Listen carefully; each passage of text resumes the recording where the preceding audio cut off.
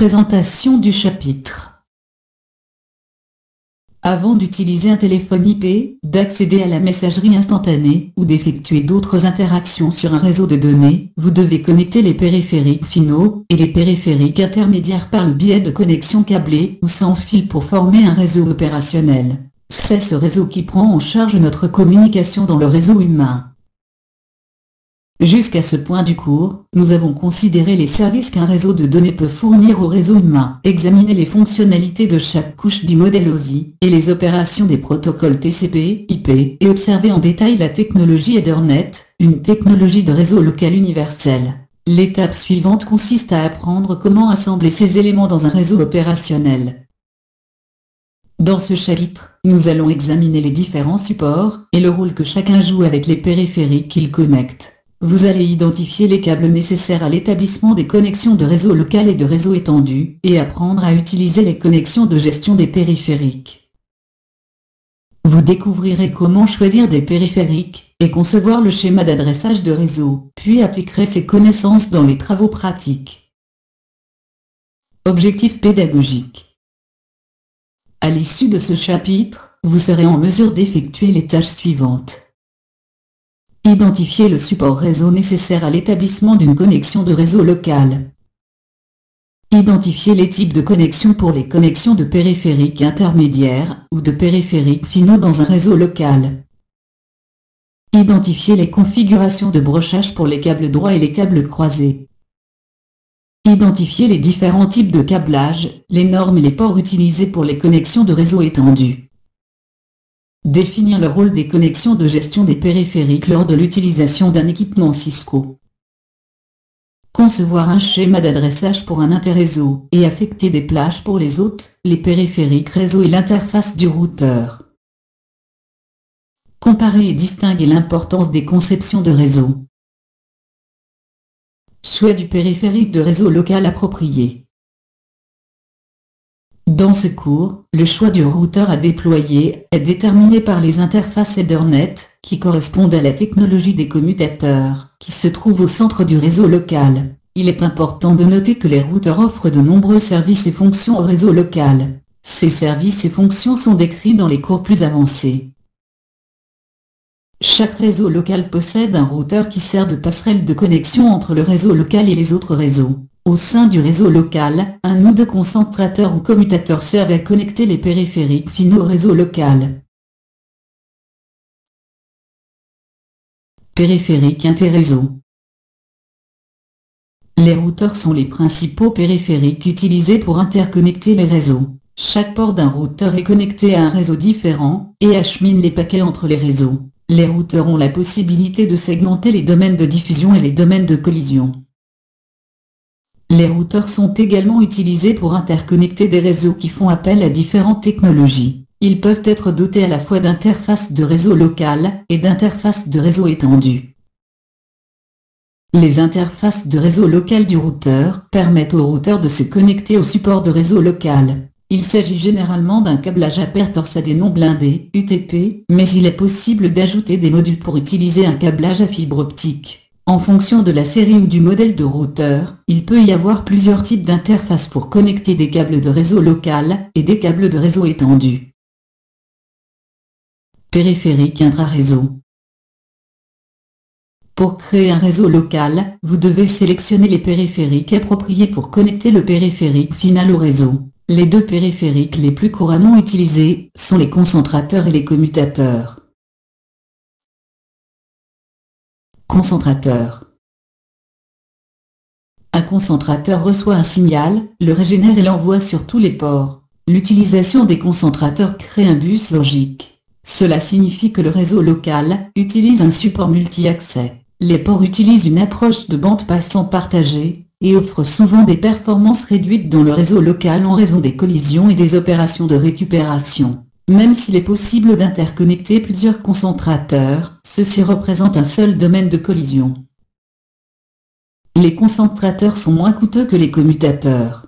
Un concentrateur est généralement sélectionné comme périphérique intermédiaire dans un très petit réseau local, dans un réseau local qui nécessite un débit faible ou lorsque les finances sont limitées. Commutateur. Un commutateur reçoit une trame et régénère chaque bit de la trame sur le port de destination approprié. Ce périphérique est utilisé pour segmenter un réseau dans plusieurs domaines de collision. Contrairement au concentrateur, un commutateur réduit les collisions sur un réseau local. Chaque port du commutateur crée un domaine de collision distinct. Cela crée une topologie logique point à point sur le périphérique de chaque port. De plus, un commutateur fournit une bande passante dédiée sur chaque port, ce qui augmente les performances du réseau local. Un commutateur de réseau local peut également être utilisé pour interconnecter des segments de réseau à différentes vitesses. En général, les commutateurs sont choisis pour connecter des périphériques à un réseau local. Même si un commutateur est plus coûteux qu'un concentrateur, ses performances améliorées et sa fiabilité accrue le rendent plus rentable. Il existe différents commutateurs disponibles avec une variété de fonctions qui permettent d'interconnecter plusieurs ordinateurs dans une configuration de réseau local d'entreprise classique. Facteur de sélection des périphériques. Pour répondre aux besoins des utilisateurs, un réseau local doit faire l'objet d'une planification et d'une conception. La planification garantit que tous les besoins, les facteurs de coût et les options de déploiement sont pris en compte. Lors du choix d'un périphérique pour un réseau local donné, différents facteurs doivent être pris en considération. Ces facteurs sont les suivants: liste non exhaustive, coût, vitesse et type de port d'interface, capacité d'extension, facilité de gestion, autres fonctions et services. 1. Facteurs à prendre en compte pour choisir un commutateur. De nombreux facteurs sont à prendre en compte lorsque vous sélectionnez un commutateur. Toutefois, la rubrique qui suit en étudie uniquement le coût et les différents aspects de l'interface. Coût. Le coût d'un commutateur est déterminé par sa capacité et ses fonctions. La capacité du commutateur inclut le nombre de ports, les types de ports disponibles et la vitesse de commutation. Les autres facteurs qui ont un impact sur le coût sont ses fonctions de gestion réseau, ses technologies de sécurité intégrées et ses technologies de commutation avancées facultatives. Si vous raisonnez avec le calcul simple coût par port, il peut apparaître, de prime abord, que la meilleure option consiste à déployer un grand commutateur unique à un emplacement central. Cependant, cette économie apparente peut être contrebalancée par les dépenses qu'engendre la nécessité de disposer de câbles plus longs pour connecter chaque périphérique du réseau local à un seul commutateur. C'est pourquoi le coût de cette option doit être comparé au coût du déploiement de commutateurs plus petits connectés par quelques câbles longs à un commutateur central.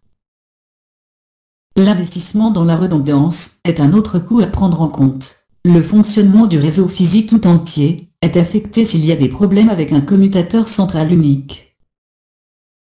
La redondance peut se présenter sous différentes formes. Vous pouvez envisager un commutateur central secondaire qui fonctionne simultanément avec le commutateur central principal. Vous pouvez également ajouter un câblage supplémentaire pour établir plusieurs interconnexions entre les commutateurs.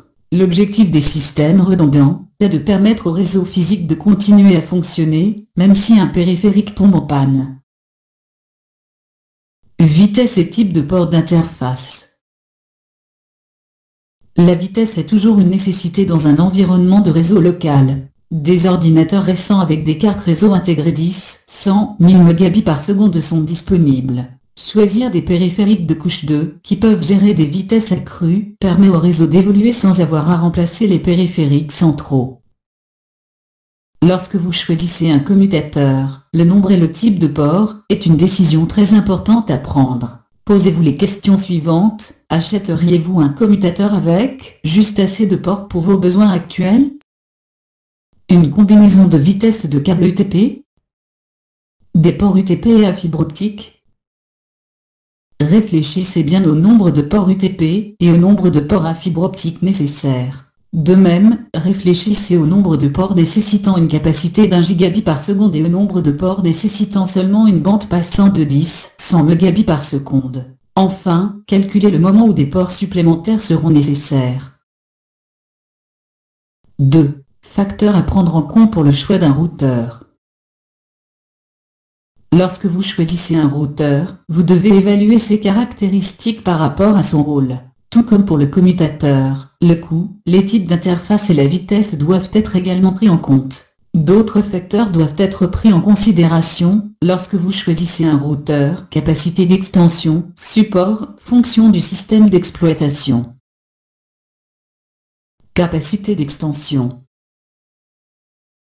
Les périphériques réseau, comme les routeurs et les commutateurs, sont disponibles en configuration physique fixe et en configuration physique modulaire. Les configurations fixes possèdent un nombre de ports et un type de port ou d'interface spécifique. Les périphériques modulaires possèdent des logements d'extension qui offrent la possibilité d'ajouter de nouveaux modules à mesure que les besoins évoluent. La plupart des périphériques modulaires sont fournis avec un nombre standard de ports fixes et de logements d'extension, dans la mesure où des routeurs peuvent être utilisés pour connecter différents nombres et types de réseaux. Vous devez veiller à sélectionner les modules et les interfaces appropriées pour le support spécifique. Fonction du système d'exploitation. En fonction de la version du système d'exploitation, le routeur peut prendre en charge des fonctions et des services comme sécurité, qualité de service, QoS, voix sur IP, VoIP, protocole de routage à plusieurs couches 3, services spéciaux comme la traduction d'adresses de réseau, NAT, et le protocole DHCP, Dynamic Host Configuration Protocol. Pour le choix des périphériques, le budget joue un rôle déterminant. Les routeurs peuvent être coûteux en fonction des interfaces et des fonctions nécessaires. D'autres modules, comme un câble à fibre optique, peuvent augmenter les coûts. Le support utilisé pour se connecter au routeur doit être pris en charge sans avoir à acheter des modules supplémentaires. Cette approche peut permettre de maintenir les coûts au minimum. Réseau local et étendu, établissement de la connexion. Lors de la planification de l'installation du câblage d'un réseau local, 4 domaines physiques doivent être pris en compte: zone de travail, armoire de répartition également appelé point de distribution, câblage du réseau fédérateur également appelé câblage vertical, câblage de distribution également appelé câblage horizontal. Longueur totale du câble. Pour les installations UTP, la norme ANSI TIA 2IA568B spécifie que la longueur totale combinée du câble, qui couvre les 3 zones mentionnées ci-dessus, à l'exception du câble du réseau fédérateur, est limitée à une distance maximale de 100 mètres par canal. Cette norme spécifie également les distances maximales du réseau fédérateur, de 90 mètres pour un câble à paire torsadé non blindé, UTP, à 3000 mètres pour un câble à fibre optique monomode, qui varie en fonction de l'application et du type de support. Zone de travail. Les zones de travail sont les emplacements dédiés aux périphériques finaux, dont se sert chacun des utilisateurs. Chaque zone de travail possède un minimum de 2 prises téléphoniques, qui peuvent être utilisées pour connecter des périphériques individuels au réseau. Vous utilisez des cordons de raccordement pour connecter des périphériques individuels à ces prises téléphoniques murales. La longueur autorisée d'un cordon de raccordement dépend de la longueur du câble horizontal et de la longueur du câble de l'armoire de répartition. Rappelez-vous que la longueur maximale pour ces 3 zones ne peut pas dépasser 100 mètres. La norme EA-TIA spécifie que les cordons de raccordement UTP utilisés pour connecter des périphériques aux prises téléphoniques murales doivent satisfaire aux spécifications en matière de performance de la norme ANSI TIA 2IA568B ou les dépasser. Le câble droit est le cordon de raccordement le plus couramment utilisé dans la zone de travail. Ce type de câble est utilisé pour connecter des périphériques finaux, tels que des ordinateurs, un réseau. Lorsqu'un concentrateur ou un commutateur est placé dans la zone de travail, un câble croisé est généralement utilisé pour connecter le périphérique à la prise téléphonique murale. Armoire de répartition. L'armoire de répartition est l'endroit où les connexions à des périphériques intermédiaires sont établies. Elle contient les périphériques intermédiaires, concentrateurs, commutateurs, routeurs et dispositifs de service d'accès aux données, DSU, qui forment le réseau. Ces périphériques fournissent des transitions entre le câblage du réseau fédérateur et le câblage horizontal. Dans l'armoire de répartition, les cordons de brassage établissent les connexions entre les ports de brassage, où les câbles horizontaux se terminent, et les périphériques intermédiaires. Les cordons de raccordement interconnectent également ces périphériques intermédiaires. Les normes EA-TIA, Electronics Industry Alliance/Telecommunications Industry Association, spécifient 2 types de cordons de raccordement UTP. L'un des types est un cordon de raccordement, avec une longueur pouvant atteindre 5 mètres, utilisé pour interconnecter un équipement, et des tableaux de connexion dans l'armoire de répartition. Un autre type de cordon de raccordement peut atteindre 5 mètres de longueur, et est utilisé pour connecter des périphériques à un point de terminaison sur la paroi. L'objectif de ces armoires est souvent double. Dans de nombreuses entreprises, l'armoire de répartition contient également les serveurs utilisés par le réseau. Câblage horizontal. Le câblage horizontal désigne les câbles qui connectent les armoires de répartition aux zones de travail.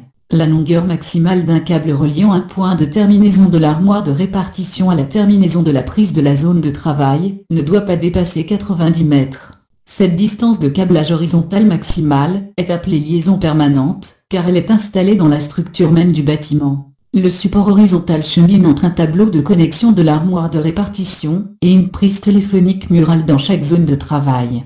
Les connexions périphériques sont effectuées au moyen de cordons de raccordement. Câblage du réseau fédérateur.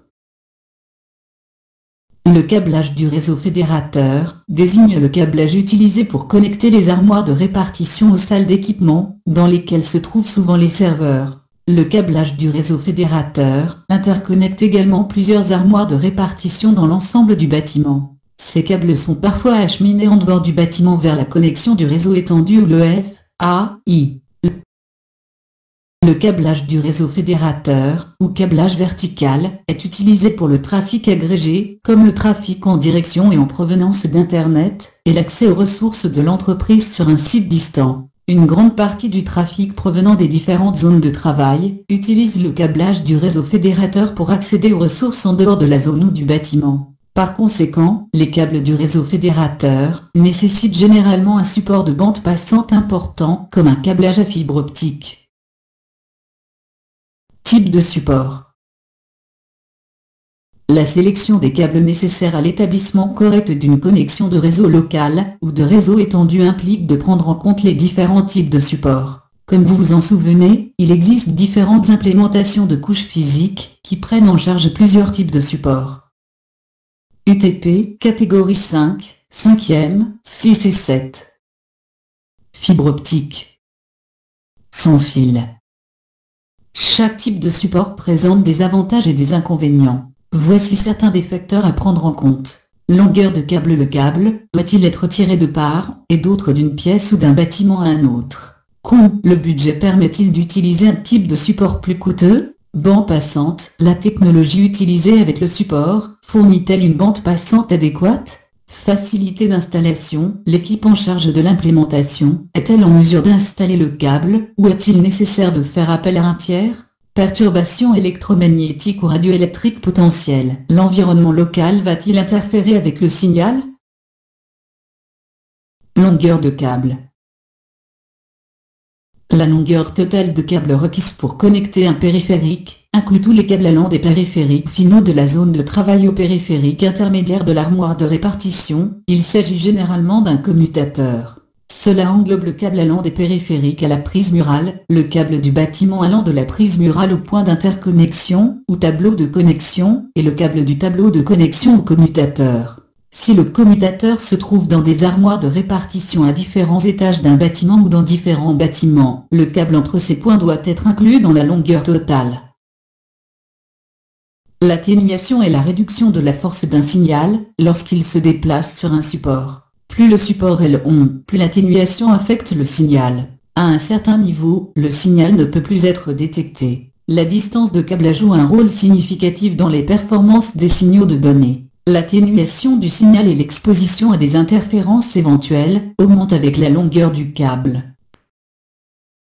Par exemple, lorsque vous utilisez le câblage UTP pour Ethernet, la longueur du câblage horizontal ou fixe doit rester dans la distance maximale recommandée de 90 mètres pour éviter l'atténuation du signal. Les câbles à fibre optique peuvent fournir une distance de câble plus importante, de 500 mètres à quelques kilomètres, en fonction de la technologie. Cependant, un câble à fibre optique peut également subir une atténuation lorsque ses limites sont atteintes. Coût. Le coût associé au câblage de réseau local peut varier d'un type de support à un autre, et le personnel peut ne pas se rendre compte de l'impact sur le budget. Le scénario idéal serait que le budget permette d'utiliser un câblage à fibre optique pour chaque périphérique du réseau local. Même si le câblage à fibre fournit une meilleure bande passante que le câblage UTP, les coûts engendrés par le matériel et les installations sont considérablement plus élevés. Dans la pratique, ce niveau de performance n'est généralement pas requis et ne constitue pas une attente raisonnable dans la plupart des environnements. Les concepteurs de réseau doivent comparer les besoins en performance des utilisateurs au coût de l'équipement et du câblage pour obtenir le meilleur rapport coût-performance. Bande passante. Les périphériques d'un réseau ont différents besoins en matière de bande passante. Lorsque vous choisissez le support pour les connexions individuelles, réfléchissez bien à ces besoins de bande passante. Par exemple, un serveur a généralement besoin de plus de bande passante qu'un ordinateur dédié à un seul utilisateur. Pour une connexion de serveur, envisagez le support qui fournit une bande passante élevée et qui peut évoluer pour répondre aux besoins accrus de bande passante et aux dernières technologies. Un câble à fibre optique peut être un choix logique pour une connexion de serveur. Actuellement, la technologie utilisée par les supports à fibre optique offre la bande passante la plus importante de tous les supports de réseau local. Compte tenu de la bande passante apparemment illimitée disponible dans les câbles à fibre optique, des vitesses plus importantes sont attendues pour les réseaux locaux. La technologie sans fil prend également en charge des augmentations importantes de la bande passante, mais elle présente des limites en termes de distance et de consommation d'énergie. Facilité d'installation. La facilité d'installation des câbles varie en fonction des types de câbles et de l'architecture du bâtiment. L'accès aux étages au toit, ainsi que les propriétés et la taille physique des câbles, ont un impact sur la facilité avec laquelle un câble peut être installé dans différents bâtiments. Les câbles des bâtiments sont généralement installés dans des goulottes. Comme indiqué sur l'illustration, une goulotte est un boîtier ou un tube qui contient et protège le câble. Une goulotte permet également de garder le câblage propre et de faciliter son branchement. Le câble UTP est relativement léger et flexible et possède un petit diamètre qui permet de l'insérer dans des petits espaces. Les connecteurs, les prises RJ45, sont relativement faciles à installer et constituent une norme pour tous les périphériques Ethernet. De nombreux câbles à fibre optique contiennent une fibre de verre fine. Cela crée des problèmes au niveau du rayon de courbure du câble. Les sertissures ou les courbures trop prononcées peuvent briser la fibre. L'extrémité des connecteurs du câble, SIN, SC, MTRJ, est considérablement plus difficile à installer et nécessite un équipement spécial.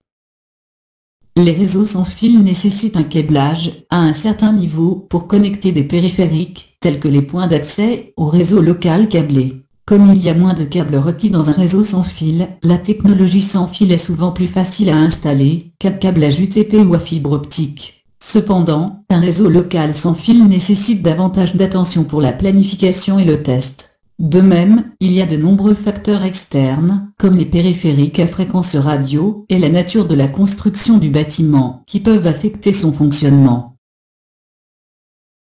Perturbations électromagnétiques, perturbations radioélectriques. Les perturbations électromagnétiques, EMI, et perturbations radioélectriques, RFI, doivent être prises en compte lors du choix d'un type de support pour un réseau local. Dans un environnement industriel, les perturbations électromagnétiques et radioélectriques peuvent avoir un impact important sur les communications de données si le câble utilisé est inapproprié. Les perturbations peuvent être produites par des équipements électriques, l'éclairage et autres périphériques de communication, dont les ordinateurs et les équipements radiophoniques. À titre d'exemple, imaginez une installation dans laquelle des périphériques situés dans deux bâtiments distincts sont interconnectés. Le support utilisé pour interconnecter ces bâtiments est exposé au risque de foudroiement. De plus, il peut y avoir une distance importante entre ces deux bâtiments. Pour cette installation, le câble à fibre optique est le choix le plus approprié. La technologie sans fil est le support le plus sensible aux perturbations radioélectriques. Avant d'utiliser la technologie sans fil, les sources potentielles de perturbations doivent être identifiées, si possible, minimisées. Établissement des connexions de réseau local. Les connexions de câblage UTP sont spécifiées par l'ELA-TIA, Electronics Industry Alliance/Telecommunications Industry Association. Le connecteur RJ45 est le composant mâle serti à l'extrémité du câble. Vu de face, les broches sont numérotées de 8 à 1. Vu du dessus avec la porte d'ouverture face à vous, les broches sont numérotées d'1 à 8, de gauche à droite. Il est important de se souvenir de cette orientation lorsque vous identifiez un câble. Type d'interface. Dans un réseau local Ethernet, les périphériques utilisent un des deux types d'interface UTP, interface dépendante du support, MDI, ou interface croisée dépendante du support, MDX. L'interface MDI, Media Dependent Interface, utilise le brochage Ethernet normal. Les broches 1 et 2 sont utilisées pour la transmission, les broches 3 et 6 pour la réception. Les périphériques comme les ordinateurs, les serveurs ou les routeurs ont des connexions MDI. Les périphériques, qui fournissent la connectivité du réseau local, généralement des concentrateurs ou des commutateurs, utilisent habituellement des connexions à interface croisée dépendante du support. MDIX, Media Dependent Interface, Crossover. La connexion MDX permute les paires de transmission en interne. Cette permutation permet de connecter les périphériques finaux aux concentrateurs ou aux commutateurs à l'aide d'un câble droit. Lorsque vous connectez différents types de périphériques, utilisez généralement un câble droit. Et lorsque vous connectez le même type de périphérique, utilisez un câble croisé. 1. Câble UTP droit. Un câble droit possède des connecteurs à chaque extrémité, qui sont terminés à l'identique conformément à la norme T568A, ou à la norme T568B. L'identification de la norme de câble utilisée vous permet de déterminer si vous utilisez le câble adapté à la tâche. Plus important, il est de bon ton d'utiliser les mêmes codes de couleur sur l'ensemble du réseau local pour assurer une cohérence tout au long de la documentation. Utilisez des câbles droits pour les connexions suivantes. Commutateur à port Ethernet d'un routeur. Ordinateur à commutateur. Ordinateur à concentrateur. 2. Câble UTP croisé. Pour de périphériques qui communiquent directement par le biais d'un câble, le terminal de transmission d'un des périphériques doit être connecté au terminal de réception de l'autre périphérique. Le câble doit être terminé afin que la broche de transmission, TX, qui utilise le signal provenant du périphérique à une extrémité, soit câblée à la broche de réception, RX, sur le périphérique B. De même, la broche de transmission, TX, du périphérique B doit être connectée à la broche de réception, RX, du périphérique S si la broche de transmission d'un périphérique porte le numéro 1, et que la broche de réception porte le numéro 2, le câble connecte la broche 1 à une extrémité avec la broche 2 à l'autre extrémité. Ces connexions de broches croisées donnent son nom à ce type de câble, appelé câble croisé. Pour obtenir ce type de connexion avec un câble UTP, une extrémité doit être terminée selon le brochage de la norme ELA-TIA T568A, et l'autre extrémité terminée avec le brochage de la norme T568B. Pour résumer, les câbles croisés connectent directement les périphériques suivants sur un réseau local. Commutateur à commutateur. Commutateur à concentrateur. Concentrateur à concentrateur. Routeur à connexion du port Ethernet d'un routeur. Ordinateur à ordinateur. Ordinateur à port Ethernet d'un routeur. Sélection de l'interface MDI/MDX.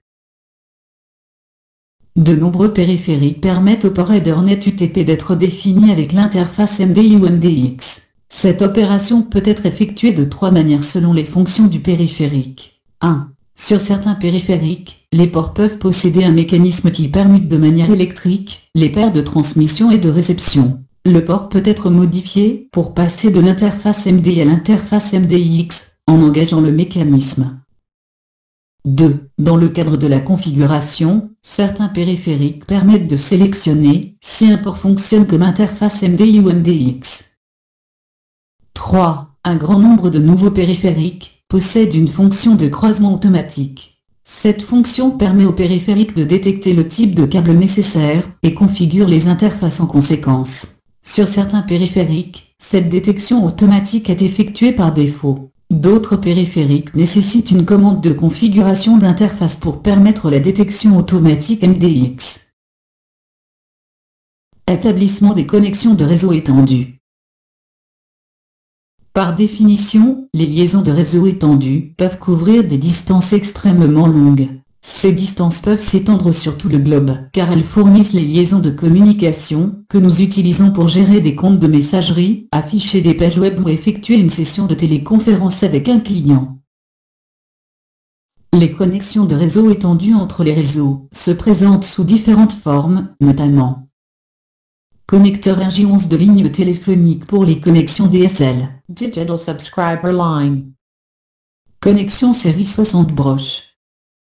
Dans les travaux pratiques du cours, vous pouvez utiliser des routeurs Cisco avec un des deux types de câbles série physique. Les deux câbles utilisent un connecteur 15 broches Winchester à l'extrémité du réseau. Cette extrémité du câble est utilisée comme connexion V35 au périphérique de couche physique comme une unité CSU, DSU.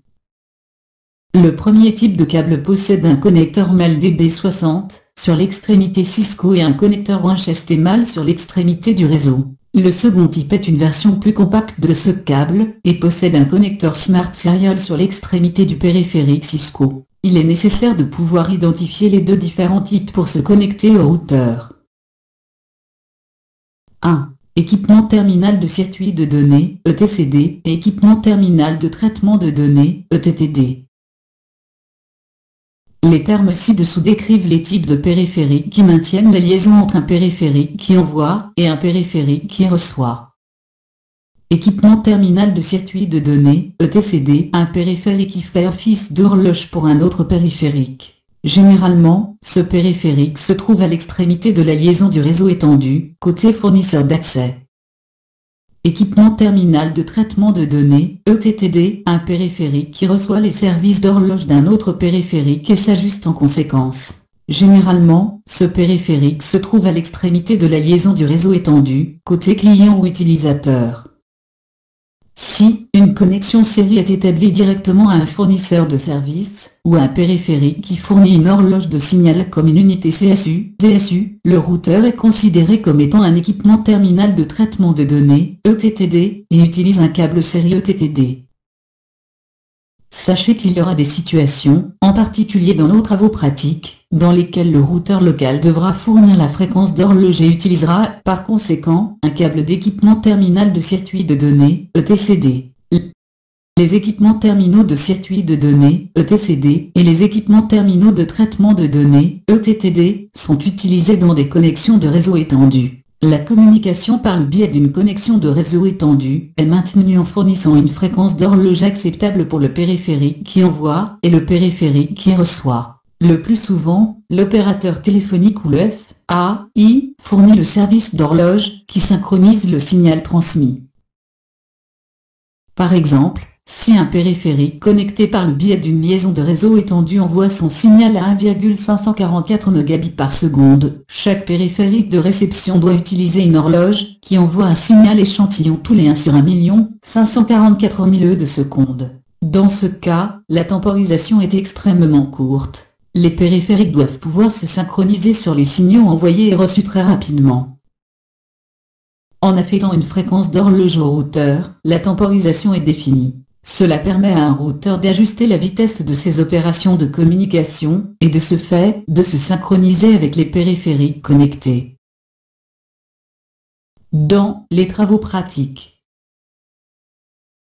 Lors de l'établissement des connexions de réseau étendues entre deux routeurs dans un environnement de travaux pratiques, connectez deux routeurs à un câble série pour simuler une liaison de réseau étendu point à point. Dans ce cas, déterminez le routeur qui doit être celui qui contrôle l'horloge. Les routeurs sont des périphériques ETTD par défaut, mais ils peuvent être configurés pour servir de routeur ETCD.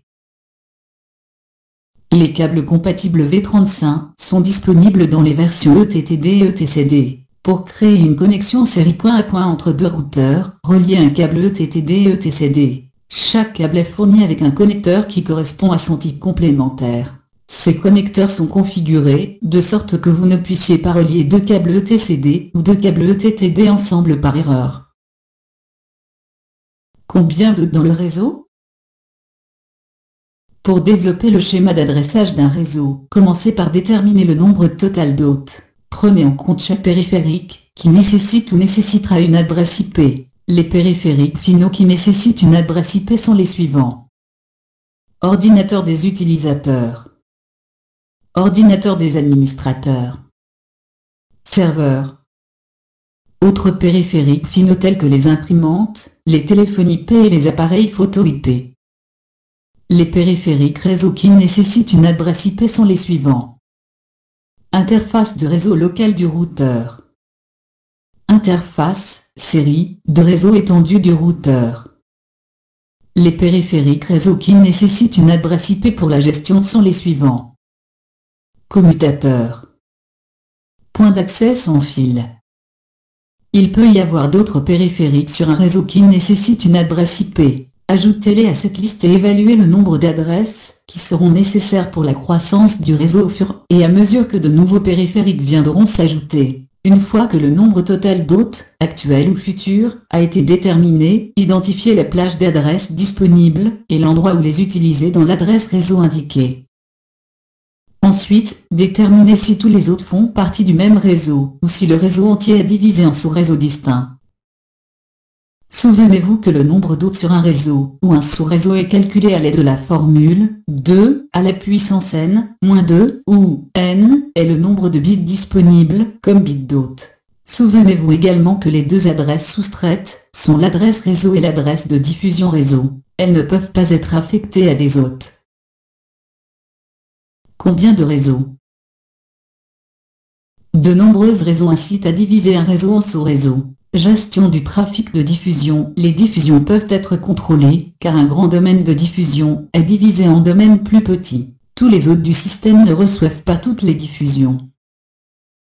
Différents besoins en matière de réseau. Si différents groupes d'utilisateurs nécessitent des équipements réseau ou l'informatique spécifique, il est plus facile de gérer ces besoins si ces utilisateurs sont tous rassemblés sur un seul sous-réseau. Sécurité. Différents niveaux de sécurité réseau peuvent être implémentés en fonction des adresses réseau. Cela permet de gérer l'accès à différents services réseau et de données.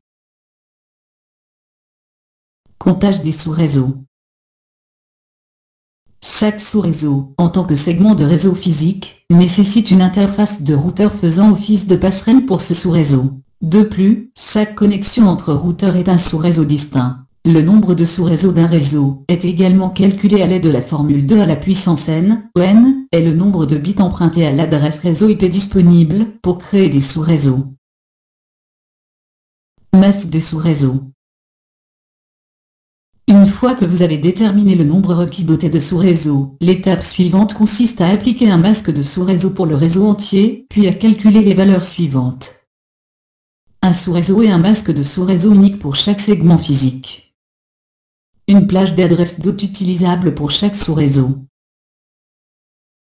Conception de la norme d'adressage pour l'interréseau pour faciliter le dépannage et accélérer l'ajout de nouveaux autoréseaux. Utiliser des adresses répondant à un modèle commun entre tous les sous-réseaux. Chacun de ces types de périphériques doit être alloué à un bloc d'adresses logique dans la plage d'adresses du réseau. Vous trouverez ci-après quelques catégories d'hôtes. Utilisateurs généraux. Utilisateurs spéciaux. Ressources réseau. Interface de réseau local du routeur. Liaison de réseau étendue du routeur. Accès à la gestion. Par exemple, lorsque vous allouez une adresse IP à une interface de routeur, qui est la passerelle d'un réseau local, il est courant d'utiliser la première adresse, la plus basse, ou la dernière adresse, la plus élevée, dans une plage de sous-réseau. Cette approche cohérente facilite la configuration et le dépannage. De même, lorsque vous affectez des adresses à des périphériques qui gèrent d'autres périphériques, utiliser un modèle cohérent dans un sous-réseau permet de reconnaître facilement ces adresses. Par exemple, dans l'illustration, les adresses de 64 à 127, dont le dernier octet représente toujours les utilisateurs généraux. Un administrateur réseau qui surveille ou renforce la sécurité peut le faire pour toutes les adresses qui se terminent par ces valeurs. De plus, n'oubliez pas de décrire votre schéma d'adressage IP sur papier. Cela vous sera d'une grande aide pour le dépannage et l'évolution du réseau. Calcul des adresses, cas numéro 1. Dans cette section, vous allez utiliser un exemple de topologie pour vous exercer à allouer des adresses à des hôtes. L'illustration affiche la topologie de réseau pour cet exemple, avec une adresse IP donnée et un préfixe, masque de sous-réseau, affecté par l'administrateur réseau. Nous pouvons commencer à créer notre documentation réseau. Le nombre et le regroupement d'hôtes sont les suivants. Réseau local du participant. Ordinateur du participant. 460. Routeur, passerelle de réseau local. 1. Commutateur, gestion. 20. Nombre total pour le sous-réseau du participant. 481. Réseau local du formateur. Ordinateur du formateur. 64. Routeur, passerelle de réseau local. 1. Commutateur, gestion. 4. Nombre total pour le sous-réseau du formateur. 69. Réseau local de l'administrateur, ordinateur de l'administrateur. 20. Serveur. 1. Routeur, passerelle de réseau local. 1. Commutateur, gestion. 1. Nombre total pour le sous-réseau de l'administrateur. 23. Réseau étendu routeur, réseau étendu du routeur. 2. Nombre total pour le réseau étendu. 2. Méthode d'allocation. Deux méthodes sont disponibles pour allouer des adresses à un interréseau. Vous pouvez utiliser le masquage de sous-réseau de longueur variable, VLSM, dans lequel vous affectez le préfixe et les bits d'hôte à chaque réseau en fonction du nombre d'hôtes sur ce réseau. Vous pouvez également utiliser une approche différente, dans laquelle tous les sous-réseaux font appel à la même longueur de préfixe et au même nombre de bits d'hôte. Pour cet exemple de réseau, vous allez découvrir les deux approches. Calculer affectation d'adresse sans le masquage de sous-réseau de longueur variable, VLSM. Lorsque vous utilisez l'autre méthode d'affectation des adresses, le même nombre d'adresses est affecté à tous les sous-réseaux. Pour fournir un nombre d'adresses approprié à chaque réseau, il faut évaluer le nombre d'adresses pour tous les réseaux en fonction des besoins d'adressage du plus grand réseau. Dans le cas numéro 1, le réseau local du participant est le plus grand réseau, nécessitant 481 adresses. Vous allez utiliser cette formule pour calculer le nombre d'hôtes. Hôte utilisable égale à 2 à la puissance n, moins 2. Vous utilisez 9 comme valeur pour n car 9 est la première puissance de 2 supérieure à 481. L'emprunt de 9 bits pour la partie haute donne ce calcul. 2 à la puissance 9 égale à 512. 512 moins 2 égale à 510 adresses d'hôtes utilisables. Cela répond aux besoins actuels pour au moins 481 adresses, avec une petite marge prévue pour un développement éventuel. Cela permet de laisser 23 bits réseau, 32 bits total, 9 bits d'hôtes. Comme il y a 4 réseaux dans l'interréseau, vous avez besoin de 4 blocs de 512 adresses chacun, pour un total de 2048 adresses. Vous allez utiliser le bloc d'adresse 172, 16, 0, 0, 23. Il fournit des adresses dans la plage comprise entre 172, 16, 0, 0 et 172, 16, 7, 255. Examinons les calculs des adresses pour les réseaux. Adresse 172, 16, 0, 0. Masque 255, 255, 254, 0. Calculer affectation d'adresse avec VLSM. Pour l'affectation du masquage de sous-réseau de longueur variable, VLSM, vous pouvez allouer un bloc d'adresse plus petite à chaque réseau, de la manière appropriée. Le bloc d'adresse 172, 16, 0, 0, 22, masque de sous-réseau 255 255 252, 0, a été affecté à cet interréseau comme un tout. 10 bits sont utilisés pour définir les adresses d'hôtes et les sous-réseaux. Cela produit un total de 1024 adresses locales IPv4, dans la plage comprise entre 172, 16, 0, 0 et 172, 16, 3, 0. Réseau local du participant. Le plus grand sous-réseau du réseau local du participant nécessite 460 adresses. Utilisation de la formule hôte utilisable égale à 2 à la puissance n-2 qui emprunte 9 bits pour la partie hôte donne 512-2 égale à 510 adresses d'hôte utilisables. Cela répond aux besoins actuels avec une petite marge pour le développement éventuel du réseau. L'utilisation de 9 bits pour les hôtes, les 5 bits qui peut être utilisé localement pour définir l'adresse de sous-réseau. L'utilisation de l'adresse disponible la plus basse nous donne une adresse de sous-réseau de 172.16.0.0.23. Le calcul du masque de sous-réseau du participant est le suivant, adresse 172.16.0.0. Masque 255.254.0. Dans le réseau du participant, la plage d'hôte IPv, 4 est 172.16.0.1 à 172.16.1, 254 avec une adresse de diffusion de 172.16.1, 255. Comme ces adresses ont été affectées au réseau local du participant, elles ne sont pas disponibles pour être affectées au sous-réseau restant, à savoir, le réseau local du formateur, le réseau local de l'administrateur et le réseau étendu. Les adresses restant à affecter se trouvent dans la plage comprise entre 172.16.2.0 et 172.16.3, 255. Réseau local du formateur. Le plus grand réseau suivant est le réseau local du formateur. Ce réseau nécessite au moins 69 adresses. Si vous utilisez la formule 6 à la puissance 2, 2 à la puissance 6, moins 2, cela ne fournit que 62 adresses utilisables. Vous devez utiliser un bloc d'adresses utilisant 7 bits d'hôte. Le calcul 2 à la puissance 7, moins 2, produit un bloc de 126 adresses. Cela laisse 25 bits à affecter à l'adresse réseau. Le bloc disponible suivant, qui a cette taille est le réseau 172.16.2.0.25. Adresse 172.16.2.0. Masque 255.255.255.128.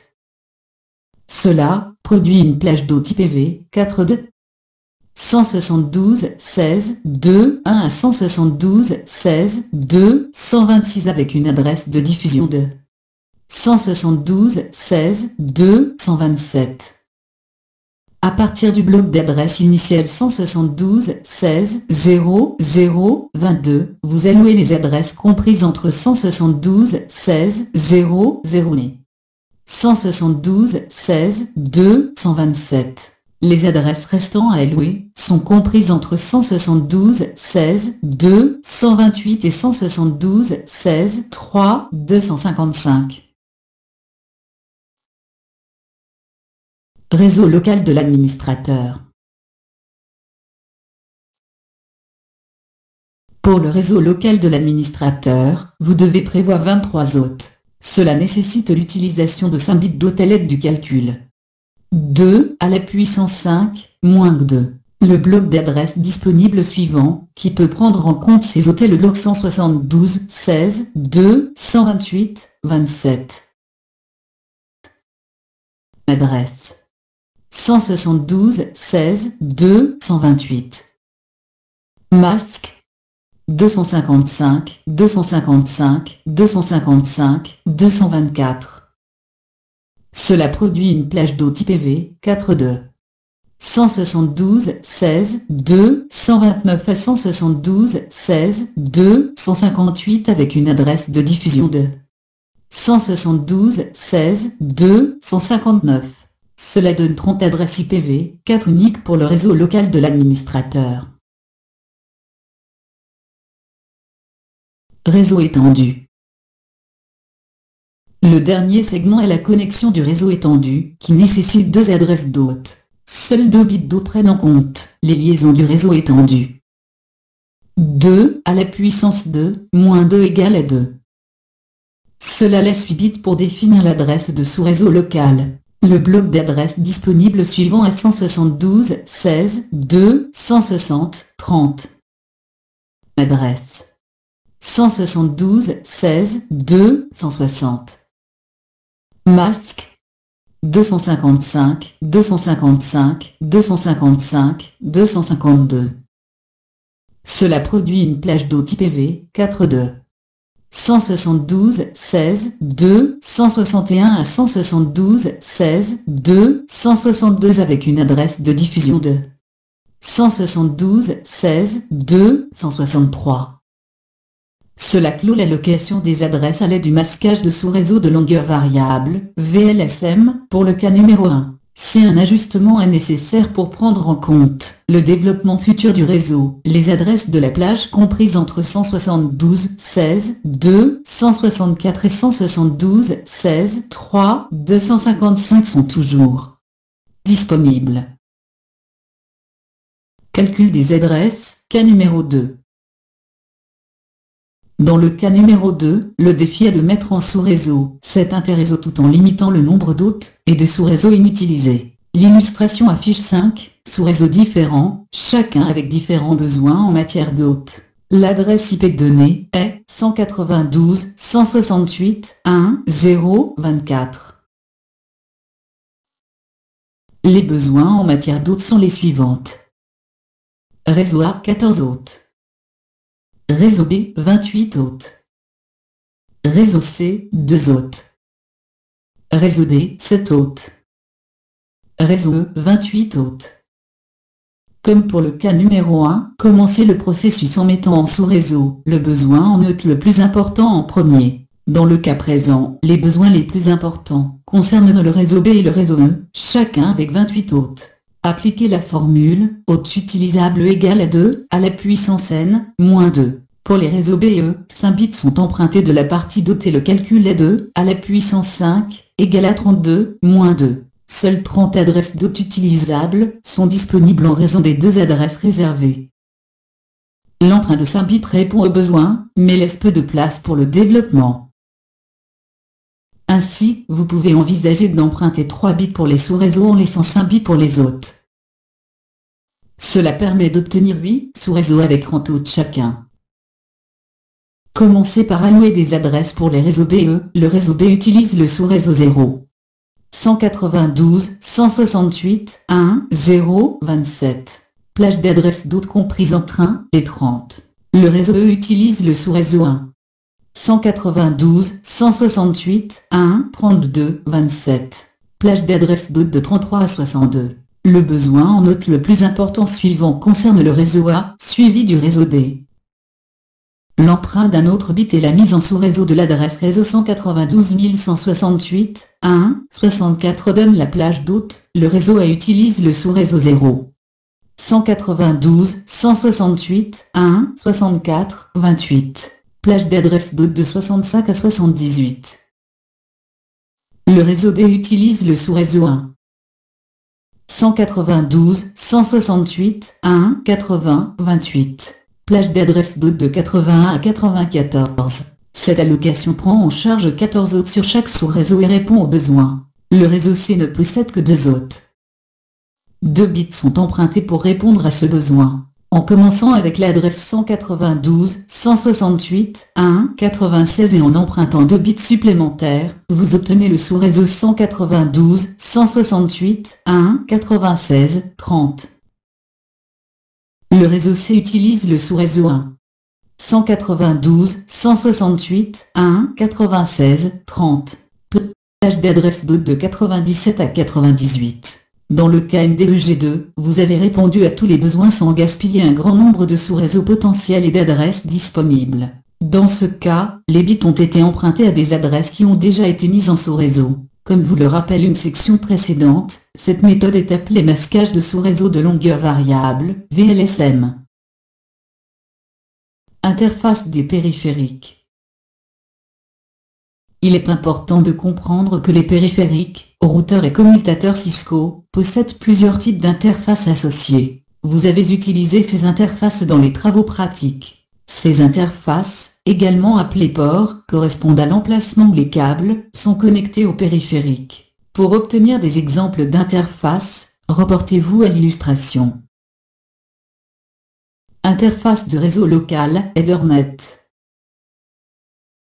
L'interface Ethernet est utilisée pour connecter des périphériques de réseau local tels que des ordinateurs et des commutateurs. Cette interface peut également être utilisée pour connecter des routeurs entre eux. Cette utilisation sera traitée plus en détail dans des cours à venir. Plusieurs conventions de nommage des interfaces Ethernet sont connues, notamment EI pour les anciens périphériques Cisco utilisant un transcepteur, Ethernet, Fast Ethernet et FA0, 0. Le nom utilisé dépend du type et du modèle du périphérique. Interface de réseau étendue, série. Des interfaces de réseau étendu série sont utilisées pour connecter des périphériques de réseau étendu à l'unité CSU, DSU. Une unité CSU, DSU est un périphérique utilisé pour établir la connexion physique entre les réseaux de données et les circuits du fournisseur de réseau étendu. Des interfaces série entre les routeurs sont également utilisées dans les travaux pratiques de différents cours. Pour les travaux pratiques, vous allez établir une connexion entre deux routeurs à l'aide de câbles série et définir une fréquence d'horloge sur l'une des interfaces. Vous pouvez avoir besoin de configurer d'autres paramètres de couche liaison de données et de couche physique sur un routeur. Pour établir la communication avec un routeur par le biais d'une console sur un réseau étendu distant, une adresse de couche 3, adresse IPv4, est affectée à l'interface de réseau étendu. Interface de la console. L'interface de la console est l'interface principale pour la configuration initiale d'un routeur ou d'un commutateur Cisco. Elle constitue également un moyen de dépannage majeur. Il est important de noter qu'avec un accès physique à l'interface de la console du routeur, une personne non autorisée peut interrompre ou compromettre le trafic réseau. La sécurité physique des périphériques réseau est extrêmement importante. Interface auxiliaire, AUX. Cette interface est utilisée pour la gestion à distance du routeur. Généralement, un modem est connecté à l'interface auxiliaire, AUX, pour l'accès entrant. Du point de vue de la sécurité, si vous activez l'option de connexion à distance à un périphérique réseau, vous devez rester vigilant quant à la gestion des périphériques. Établissement de la connexion de gestion des périphériques. Généralement, les périphériques réseau ne possèdent pas leurs propres écrans, claviers ou dispositifs de pointage tels que les trackballs et les souris. L'accès à un périphérique réseau pour la configuration, la vérification ou le dépannage est effectué via une connexion entre le périphérique et un ordinateur. Pour permettre cette connexion, l'ordinateur exécute un programme appelé émulateur de terminal.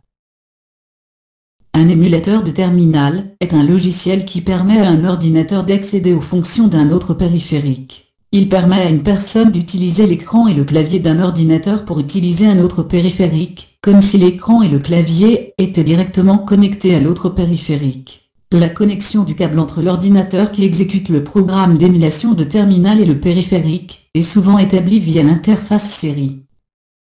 Pour connecter un routeur ou un commutateur pour la gestion des périphériques à l'aide de l'émulation de terminal, procédez comme suit. L'étape 1. Connecter un ordinateur au port de console à l'aide du cordon de raccordement fourni par Cisco. Le cordon de raccordement, fourni avec chaque routeur et commutateur, possède un connecteur DB9 à une extrémité et un connecteur RJ45 à l'autre extrémité. Les anciens périphériques Cisco étaient fournis avec un adaptateur RJ45, DB9. Cet adaptateur est utilisé avec un câble inversé qui comporte un connecteur RJ45 à chaque extrémité. La connexion à la console est établie en branchant un connecteur DB9 dans un port série EA-232 sur l'ordinateur. N'oubliez pas que s'il y a plusieurs ports série, il est important de noter le numéro de port utilisé pour la connexion de la console. Une fois que la connexion série à l'ordinateur est établie, branchez l'extrémité RJ45 du câble directement à l'interface de la console sur le routeur. Un grand nombre d'ordinateurs récents ne comportent pas d'interface série EA-232. Si votre ordinateur ne possède qu'une interface USB, utilisez un câble de conversion USB série pour accéder au port de console. Branchez le câble de conversion à un port USB sur l'ordinateur, puis branchez le cordon de raccordement ou l'adaptateur RJ45, DB9 à ce câble. L'étape 2. Avec les périphériques connectés directement par le biais du câble, configurez un émulateur de terminal avec les paramètres appropriés. Les instructions exactes pour configurer un émulateur de terminal dépendent de l'émulateur lui-même. Pour ce cours, vous allez utiliser Hyperterminal, car la plupart des versions de Windows en disposent. Ce programme est disponible en accédant à tous les programmes accessoires communication. Sélectionnez Hyperterminal. Ouvrez Hyperterminal, vérifiez le numéro de port série choisi, puis configurez le port avec les paramètres suivants, bits par seconde. 9600 bits par seconde, bits de données. 8, parité, aucune, bits d'arrêt. 1, contrôle de flux, aucun. Étape 3. Connectez-vous au routeur avec le logiciel d'émulation de terminal. Si tous les paramètres et les connexions de câbles sont effectués correctement, vous pouvez accéder au routeur en appuyant sur la touche Entrée du clavier. Au cours des travaux pratiques, vous avez la possibilité d'utiliser plusieurs types d'émulateurs de terminal. L'apparence de chacun de ces émulateurs peut différer légèrement, mais leur utilisation est identique.